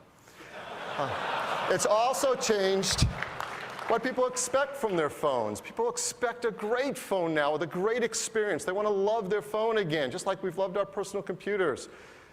And we've received just incredible awards for the iPhone 3G. In fact, I really think the iPhone 3G is the first phone that both business and consumers can love in one phone. So the iPhone 3G has been great. And that's why I'm really excited to tell you about an entirely new version, the iPhone 3GS. Now the S simply stands for speed, because this is the most powerful, fastest iPhone we've ever made. It has the same great design of the iPhone 3G that we just launched last summer, but what's inside is entirely new. This is a really fast iPhone.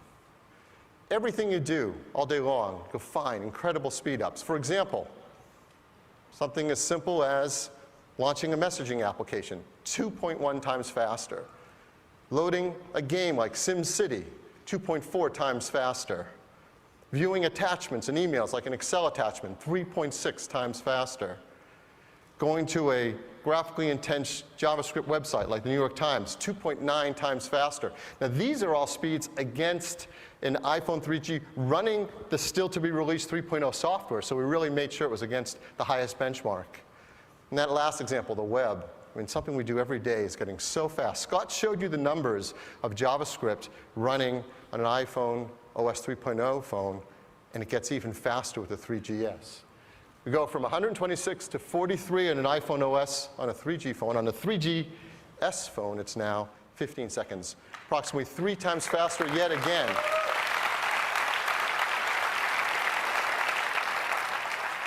A lot of things are this fast. Now, not everything. So you're going to see an average across using the phone of up to 2 times fast, but as I just showed you, a lot of things even faster than that. And there's some great performance technologies in here too. For example, game developers who want to create even richer gaming experience but have great game performance are going to find the 3GS now is OpenGL ES 2.0.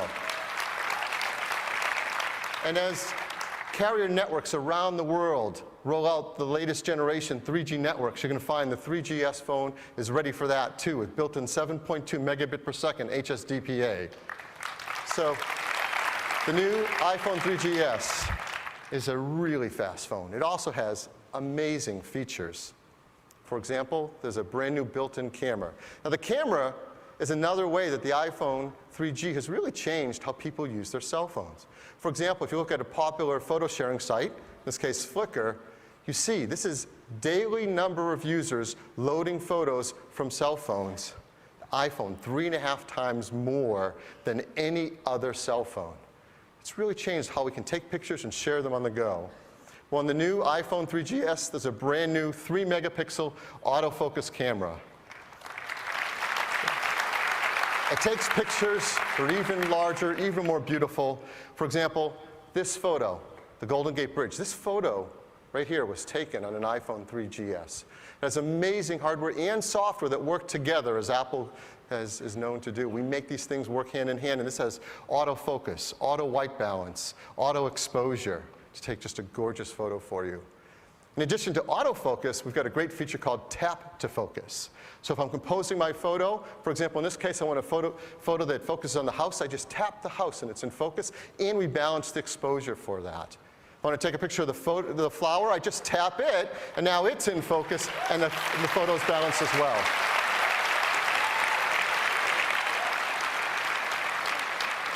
We've also improved low light sensitivity, so at night or indoors you can take even better pictures with better light sensitivity. And the autofocus brings along a really great feature, auto macro, as well. So now it will automatically take a macro photo of something as close as 10 centimeters away. Again, all these photos were taken with the iPhone 3GS. Look at that flower. That's just a stunning photo. It's an incredible camera. And as before, there is an API, so you developers can take advantage of this camera in your application, and any of you who use that API get these features for free in your application.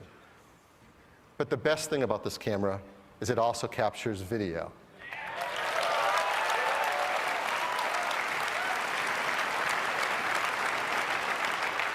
So how does that work?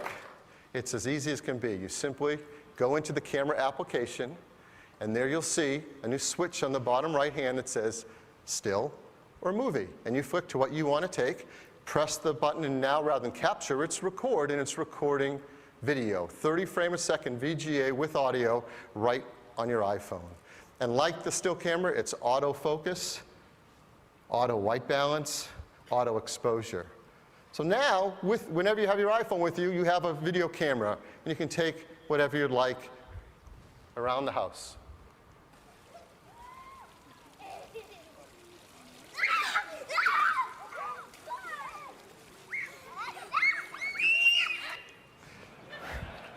You can take videos with you everywhere you go. It's just as simple as that. That was taken on an iPhone 3GS.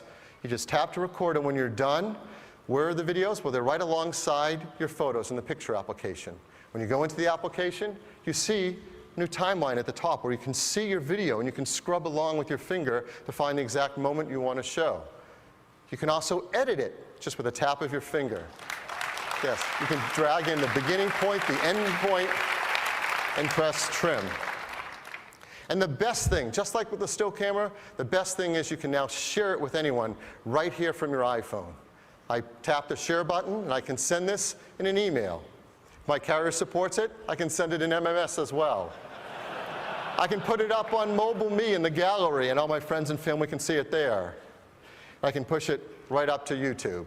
All of that with a simple tap of your finger.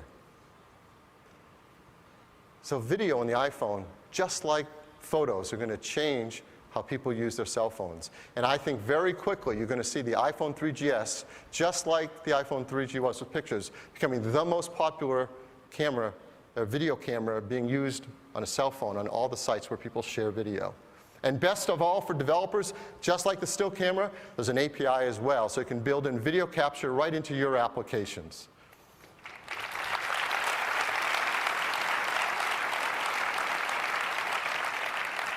There's another great feature. We call it voice control. Wouldn't it be great to be able to dial friends and family just with the sound of your voice? With an iPhone 3GS, you can. It's the simplest thing. You're in an application, anywhere on your iPhone, you hold down the home button, and after just a second, a brand new user interface pops up. The voice control interface. It's really cool. There's a waveform right across the center that shows the amplitude of your voice as it's being listened to by the iPhone.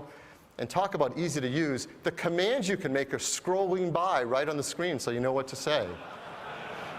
So if I want to make a phone call, I just say, call Scott Forstall. Scott, it finds him and calls him. If it has more than one entry, like work and home, the iPhone will ask me, work or home? I say home, and it calls Scott at home. I can also dial a phone number by simply saying dial, and the phone number. So you can make calls with the sound of your voice. You can also control the playback of the iPod feature in your iPhone with the sound of your voice. I can play a song by saying, play songs by the Killers. No matter what I'm doing on my iPhone, my music starts playing. I can also play a playlist, like a workout playlist. I can ask my iPhone, what's playing now? And my iPhone will speak back to me and tell me the artist and song title. Okay. And this last one's really cool. We can use the Genius playlist to simply say, play more songs like this. And the song that's playing right now will be made into a Genius playlist, and I can keep listening to my favorite music as I go. So that's voice control. There's also a built-in digital compass.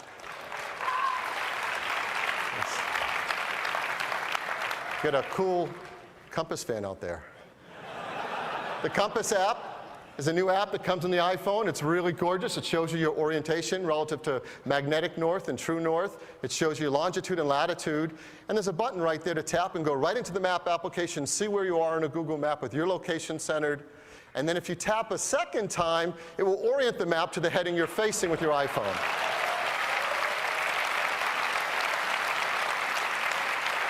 And for you developers, there's an API to get data from the compass as well. And this is really powerful when you put together the API for the accelerometers with the API for the compass. You can get amazing game control on the iPhone. I also care a great deal about accessibility, helping more and more people be able to use this great new technology, and some great new accessibility settings in the iPhone 3GS. You go in the accessibility settings area and you find this voiceover. So if somebody needs to hear what they're touching with their finger for an email or web page, it'll read it to them. If you want to zoom in the display to have larger icons to be able to see it better, you can do that. If you want to invert the colors, if that helps your site, that's better. We even can pipe mono audio through both or either sides of the headphone to help you if that helps with your hearing. So great features for accessibility. We've also built in support for Nike Plus. Yep. For all of you triathletes out there, you want to go on your run and you want your iPhone to talk directly to that sensor in your Nike Plus, it will do that. It can track your run, give you a power song to listen to get you over that last hill, and share the data back to the Nike Plus website. And something businesses have asked for, they've asked for the ability to have hardware encryption for the data on their iPhone. And every iPhone 3GS has this built in too.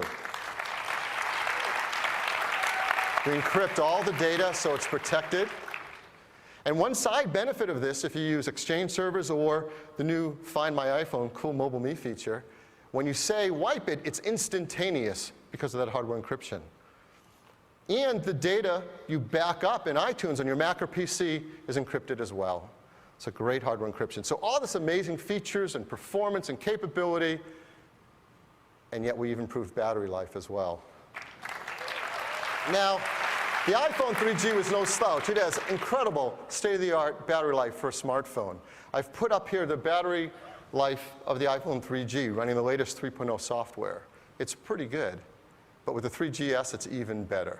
We now have up to 9 hours internet surfing on Wi-Fi, 10 hours video playback, up to 30 hours of music listening, up to 12 hours of 2G talk time, and 5 hours of 3G talk time.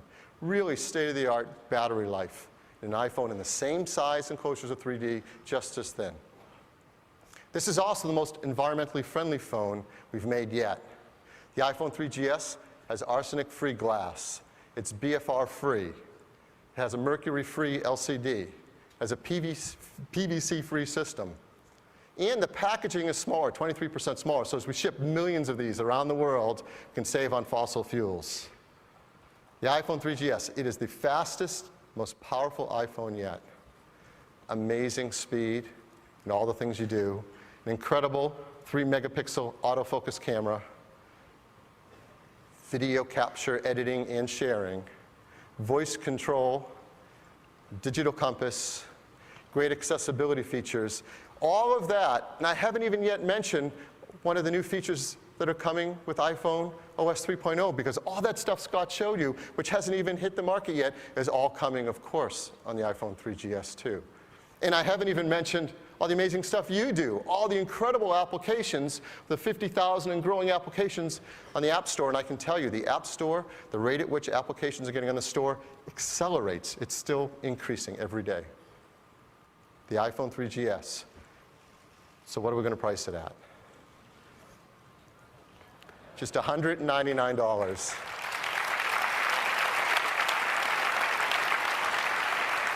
And that's for a 16 gigabyte version, twice as much as before, and $299 for a new configuration, 32 gigabytes. Of course, these prices are AT&T prices in the US for new and qualifying customers. Pricing varies around the world. And both the 16 and 32 gigabyte iPhone 3GS come in black and white. So we think this is going to be a beautiful new phone, incredibly fast, incredibly powerful, state-of-the-art, and going to continue the incredible success that iPhone 3G started. But we want to reach even more customers and make our phones even more affordable because so many people will love to get into an iPhone. So in addition to that, we're going to keep a model of the iPhone 3G in the market, priced at a breakthrough price, just $99.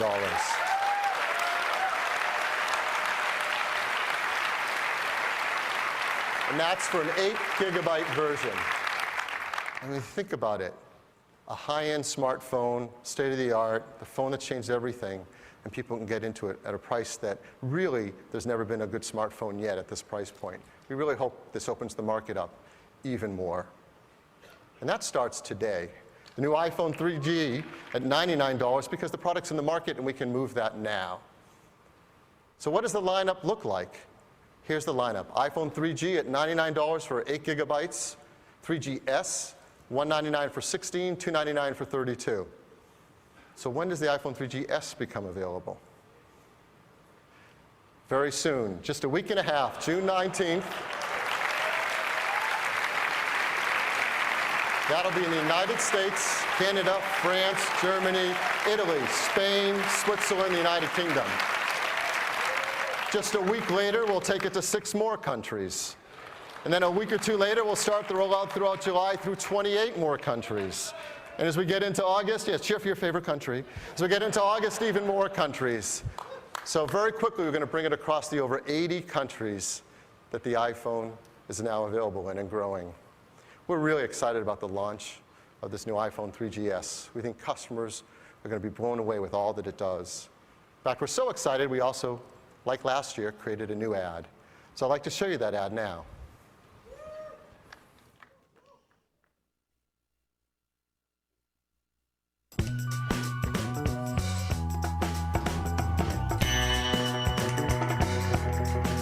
I think it's the same.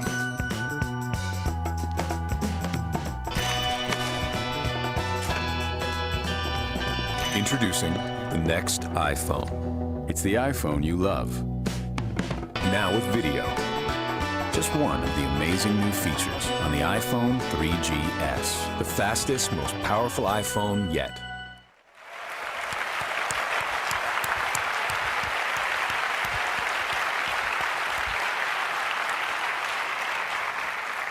We work with a really great agency, and they come up with some really fun, amazing stuff. And I want to thank them for all the hard work on that. The iPhone 3GS. So today, we've shown you a whole new line of MacBook Pros with incredible pricing, incredible features, the greenest lineup of notebook. We've shown you macOS 10 Snow Leopard, really the first time we've done a public demo of it. I hope you're as impressed as I am with all the refinements. And Bertrand told you that you can, as developers, can get access to a near final build now, right at the registration desk here at the show. Scott showed you iPhone OS 3.0. It's an amazing leap forward in what was already the world's most advanced operating system on a phone, with so many technologies for your developers to build even greater applications on. Now I've shown you the iPhone 3GS, a breakthrough, brand new version, the fastest, most powerful iPhone yet, as well as incredible price point for the iPhone 3G at $99. And that's just the start of our show here at WWDC. We've done a lot, worked really hard and planned to make this a great event for all of you developers. 129 sessions, 147 hands-on labs, 1,000 Apple engineers are here to help you build the world's best applications and solutions. I'd like to say, as we leave here, finally, just want to thank, and please help me thank, all the amazing people at Apple. I mean, Apple's an incredible company that's working so hard to make these products and technologies for our customers and for you. The Mac hardware engineering team, the iPhone engineering team, the Mac OS X operating system team, the iPhone operating system team, the Mobile Me team have all worked so hard on these amazing products, as well as the marketing teams and sales teams have done just phenomenal to get this ready for you. So please help me give them a round of applause.